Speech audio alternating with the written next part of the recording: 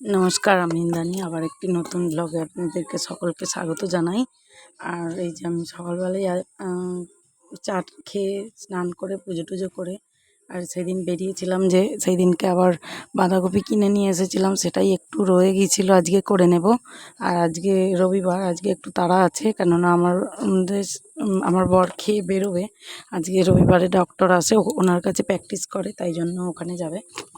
এই যে ভাত টাত রান্না করে নিচ্ছিলাম, আবার এইগুলো রান্না করতে করতে কিছুক্ষণ পরে আমার রান্না হয়ে গেছে। কিছুক্ষণ পরে আবার ভাত ডাল আর ওই ডিম ভাপাটা করেছিলাম, ওটাকে তরকারি করেছিলাম কড়াই আলাদাভাবে ভেজে আবার করতে। তারপর কিছুক্ষণ পরে পরে দেখলাম জল পেরিয়ে পেরিয়ে একজন মহিলা আসলেন, ওই যে মাছ বিক্রি করার জন্য। মাছ বলতে উনি নোনা চিংড়ি এনেছিলেন, ওখানে ওই নোনা মাছ নিয়ে আবার ভাজা করে ঝাল করেছিলাম, পরে সেটা আর দেখানো হয়নি।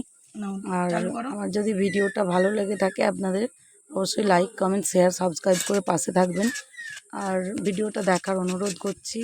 আর এই যে এগুলো সব রেডি করে নিচ্ছিলাম। আর আজকে একদমই সময় হয় না সকালের দিকে, তারপরে দুপুরের দিকে বসেই থাকি, তখন আর সময় অনেক থাকে, কিন্তু সকালবেলা খেয়ে যাবে তাই জন্য সময় হয় না, সেরকম সময় হয়ে ওঠে না। আর এগুলো বানিয়ে নিচ্ছিলাম, আর ছেলেটাও আমার সবসময় আপনাদের ভিডিওই রেডি করতে থাকে, আপনাদেরকে বলতে থাকে হাই বন্ধুরা। আমি যা বলি ও বলবে হাই বন্ধুরা, হাই বন্ধুরা। আর এই যে গুবলু বরটা এখানে বসে আছে, ওই বেশি এটার জন্যে এ করছে যে এটা ফোনে দেখলাম, এটা আজকে বানাও, তাই জন্য আজকে বানালাম। এটা কেমন হয়েছে একটু জানাবেন। যে আগে ভাপাটা এটা ভাপা হয়ে গেছিলো, তারপর আবার কড়ায় তেল দিয়ে ভালো করে ভেজে নিয়ে আর আদা রসুন পেঁয়াজ ধনেপাতা এগুলো বেটে ওগুলো দিয়ে তরকারি করেছিলাম।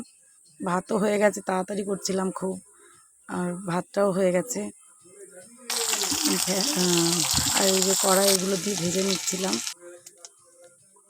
খুব তাড়া ছিল, কড়াটা খুব জোর হয়ে গিয়েছিলো, আবার উনুন থেকে নিয়ে গ্যাসে বসিয়েছিলাম, কড়াটা রান্না হয়ে গেছে। এগুলো সব রেডি হয়ে গেছে, খেয়ে যাবে। ঠিক আছে, এখন মতো ধন্যবাদ সকলকে।